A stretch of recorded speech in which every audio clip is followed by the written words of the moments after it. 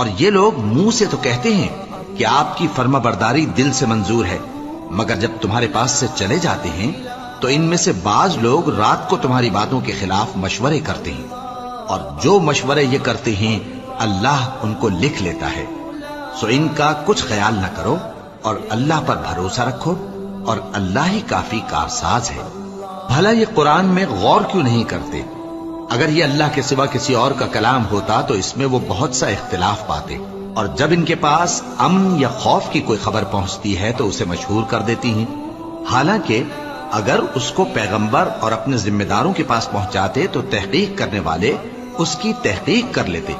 اور اگر تم پر اللہ کا فضل اور اس کی مہربانی نہ ہوتی تو چند آدمیوں کے سوا تم سب شیطان کے پیرو ہو جاتے۔ سو اے پیغمبر، اللہ کی راہ میں لڑو،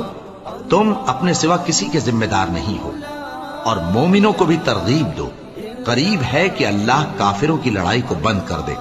اور اللہ شدید ترین جنگ کرنے والا ہے اور سزا دینے کے لحاظ سے بھی بہت سخت ہے۔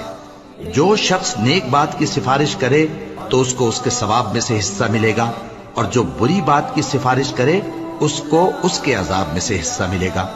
اور اللہ ہر چیز پر قدرت رکھتا ہے۔ اور جب تم کو کوئی دعا دے تو جواب میں تم اس سے بہتر کلمے سے اسے دعا دو، یا انہی لفظوں سے دعا دو، بے شک اللہ ہر چیز کا حساب لینے والا ہے۔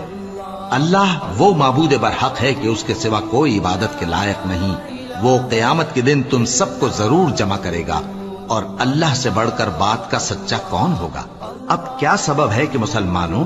تم منافقوں کے بارے میں دو گروہ بن گئے ہو، حالانکہ اللہ نے ان کو ان کے کرتوتوں کے سبب اوندھا کر دیا ہے؟ کیا تم چاہتے ہو کہ جس شخص کو اللہ نے گمراہ رہنے دیا ہے اس کو رستے پر لے آؤ، اور جس شخص کو اللہ گمراہ رہنے دے تم اس کے لیے کبھی بھی رستہ نہیں پاؤ گے؟ وہ تو یہ چاہتے ہیں کہ جس طرح وہ خود کافر ہیں اسی طرح تم بھی کافر ہو کر سب برابر ہو جاؤ۔ تو جب تک وہ اللہ کی راہ میں وطن نہ چھوڑ جائیں ان میں سے کسی کو دوست نہ بنانا۔ اگر ترک وطن کو قبول نہ کریں تو ان کو پکڑ لو اور جہاں پاؤ قتل کر دو، اور ان میں سے کسی کو اپنا رفیق اور مددگار نہ بناؤ، مگر جو لوگ ایسے لوگوں سے جا ملے ہوں جن میں اور تم میں صلح کا عہد ہو، یا اس حال میں کہ ان کے دل تمہارے ساتھ یا اپنی قوم کے ساتھ لڑنے سے بھج رہے ہوں تمہارے پاس آ جائیں تو اور بات ہے، اور اگر اللہ چاہتا تو ان کو تم پر غالب کر دیتا تو وہ تم سے ضرور لڑتے۔